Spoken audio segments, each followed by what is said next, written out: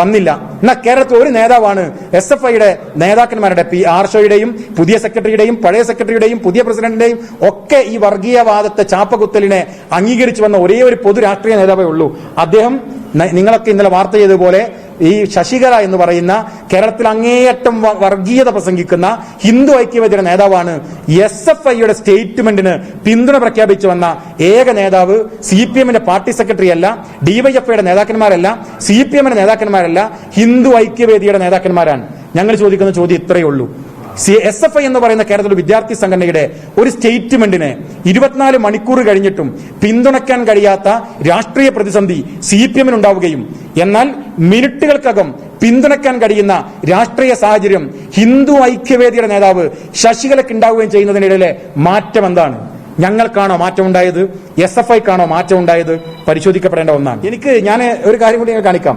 ഇത് CPMന്റെ party secretary MV Govinda മാഷ് അദ്ദേഹത്തിന്റെ പ്രസ്താവനയാണ്. ഇത് മാതൃഭൂമി ദിനപത്രത്തിൽ വന്നതാണ്. അദ്ദേഹത്തിന്റെ പ്രസ്താവനയാണ്. കഴിഞ്ഞ വർഷം ലീഗ് ഒരു വർഗീയ പാർട്ടിയല്ല MV ഗോവിന്ദ മാഷ് പറഞ്ഞതാണ്. CPMനൊപ്പം ചേർന്ന് ലീഗ് അധികാരം പങ്കിട്ടിട്ടുണ്ട്. ലീഗ് ഒരു വർഗീയ പാർട്ടിയാണെന്ന അഭിപ്രായം എനിക്കില്ല. ഇത് മാതൃഭൂമിയാണ്. അതിന് തൊട്ടപ്പുറത്തുള്ളത് മനോരമയാണ്.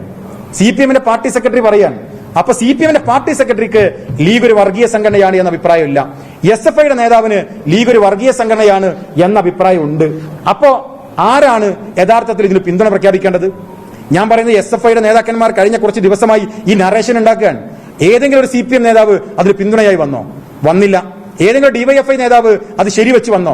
വന്നില്ല. എന്നാൽ കേരളത്തിൽ ഒരു നേതാവാണ് SFIയുടെ നേതാക്കന്മാരുടെ ആർഷോയുടെയും പുതിയ സെക്രട്ടറിയുടെയും പഴയ സെക്രട്ടറിയുടെയും പുതിയ പ്രസിഡന്റിന്റെയും ഒക്കെ ഈ വർഗീയവാദത്തെ ചാപ്പകുത്തലിനെ അംഗീകരിച്ചു വന്ന ഒരേ ഒരു പൊതു രാഷ്ട്രീയ നേതാവേ ഉള്ളൂ.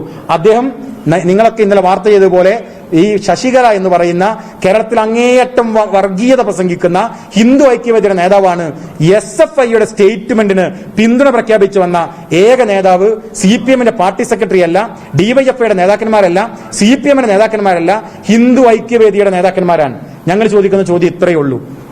SFI എന്ന് പറയുന്ന കേരളത്തിലെ വിദ്യാർത്ഥി സംഘടനയുടെ ഒരു സ്റ്റേറ്റ്മെന്റിനെ 24 മണിക്കൂർ കഴിഞ്ഞിട്ടും പിന്തുണയ്ക്കാൻ കഴിയാത്ത രാഷ്ട്രീയ പ്രതിസന്ധി CPMനുണ്ടാവുകയും എന്നാൽ മിനിറ്റുകൾക്കകം പിന്തുണയ്ക്കാൻ കഴിയുന്ന രാഷ്ട്രീയ സാഹചര്യം ഹിന്ദു ഐക്യവേദിയുടെ നേതാവ് ശശികലയ്ക്ക് ഉണ്ടാവുകയും ചെയ്യുന്നതിനിടയിലെ മാറ്റം എന്താണ്? ഞങ്ങൾക്കാണോ മാറ്റമുണ്ടായത്? SFIക്കാണോ മാറ്റമുണ്ടായത്? പരിശോധിക്കപ്പെടേണ്ട ഒന്നാണ്. പാർട്ടി സെക്രട്ടറിക്ക് പോലും പറയാൻ കഴിയാത്തൊരു വാദം SFIയുടെ സെക്രട്ടറി പറയുമ്പോൾ, SFIയുടെ മുൻ സെക്രട്ടറി പറയുമ്പോൾ, SFIയുടെ പ്രസിഡന്റ് പറയുമ്പോൾ ആദ്യം പിന്തുണ അർപ്പിക്കുന്നത് ശശികലയാണ്.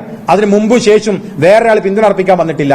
എന്ന് വെച്ചാൽ SFIയുടെ സെക്രട്ടറി, നിങ്ങൾ അറിയണം, നിങ്ങൾ പറയുന്നത് ശശികല ഇട്ട ഇലയിലേക്കുള്ള സദ്യയാണ് നിങ്ങൾ വിളമ്പുന്നത് എന്ന മിനിമം ബുദ്ധിയെങ്കിലും നിങ്ങൾക്കുണ്ടാകണം. അത് കമ്മ്യൂണിസ്റ്റ് സദ്യയല്ല, അത് കാവി സദ്യയാണ്, RSSന്റെ സദ്യയാണ് നിങ്ങൾ വിളമ്പിക്കൊണ്ടിരിക്കുന്നത് കേരളത്തിലെ വിദ്യാർത്ഥി സമൂഹത്തിനിടയിൽ എന്ന ബോധ്യം നിങ്ങൾക്കുണ്ടാകണം.